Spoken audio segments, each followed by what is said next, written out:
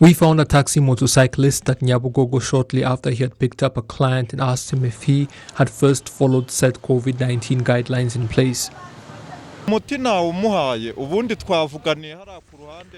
I ensured that he first used a hand sanitizer.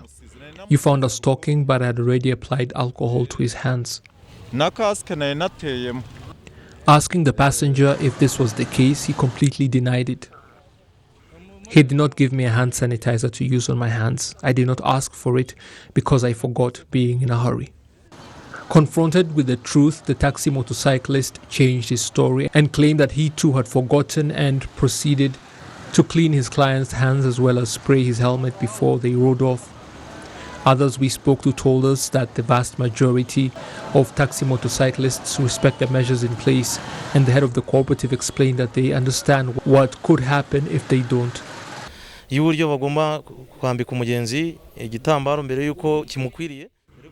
know that they must make sure their passengers first place a cloth inside their helmets before departing, use hand sanitizers and respect social distancing when they are not on their motorbikes.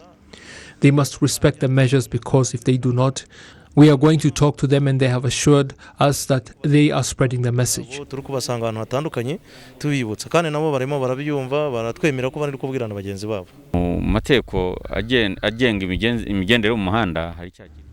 The law governing traffic regulations also cites the crime of not following set directives issued, and those found doing so are punished. We have repeated this many times, and it is clear for all to see. The curfew hours are known, and all requirements for the different types of vehicles on the road, including motorcycles, are known. They should therefore be respected, and there is no excuse for not doing that. The Minister of Health has warned that if taxi motorcyclists are found to be acting irresponsibly, they could find themselves off the roads again.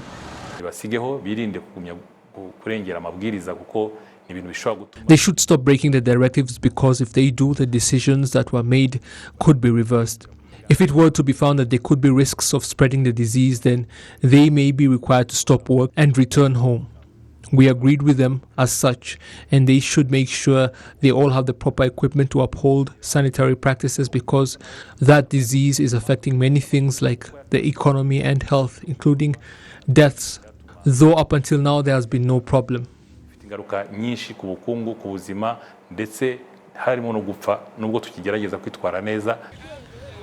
26% of the country's taxi motorcyclists, numbering 45,000 in total, are located in Kigali.